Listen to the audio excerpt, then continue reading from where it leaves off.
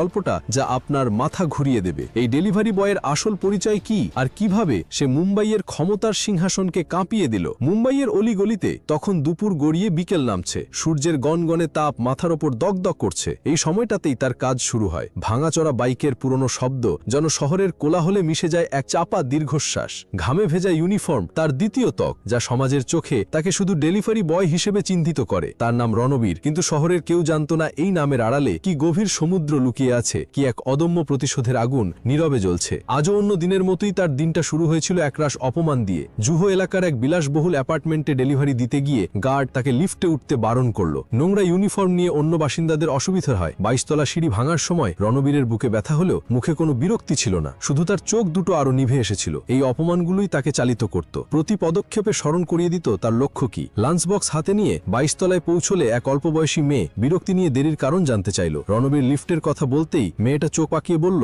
Lift বন্ধ ছিল নাকি, তুমি উঠতে পারো না। এইসব মিথ্যে কথা আর কটা শুনবো। ডেলিভারি দিয়ে বেরিয়ে আসার সময় সে 10 টাকার একটি নোট ছুড়ে দিল টিপস হিসেবে, যেন সে কোনো ভিখারি। রণবীর নোটটা নিল না, শুধু নীরবে একবার তাকালো। সেই দৃষ্টিতে ছিল না কোনো রাগ, ছিল এক গভীর শূন্যতা, আর তার ভেতর চাপা পড়া এক প্রতিবাদের নতুন স্ফুলিঙ্গ। দিনভর এমনই অসংখ্য অপমান তার নিত্য সঙ্গী ছিল। হাই রাইজ অফিসের রিসেপশনিস্ট থেকে শুরু করে দামি রেস্তোরাঁর ম্যানেজার, সবার চোখেই সে ছিল কেবল একজন ডেলিভারি বয়। ভিআইপি এলাকায় তার ভাঙাচোরা বাইক দেখে দামি গাড়ির আরোহীরা নাক সিটকাত, বিদ্রুপ করত। এই প্রতিটি অপমানই রণবীরের ভেতরে প্রতিশোধের আগুনকে আরো তীব্র করে তুলছিল। মাসখানেক পরের ঘটনা। কিছু জরুরি কাগজপত্র তৈরির জন্য রণবীরের একটা ভালো গাড়ির প্রয়োজন ছিল। ড্রাইভার সহ ভাড়া করার পরিবর্তে সে একটি গাড়ি কেনার সিদ্ধান্ত নিল। মুম্বাইয়ের এক নামি দামি শোরুমে প্রবেশ করল রণবীর। গায়ে তার সেই ঘামে ভেজা ডেলিভারি ইউনিফর্ম, পকেটে কিছু ভাঁজ করা নোট, আর বাকিটা ছিল গোপন এক অ্যাকাউন্টের কাজ।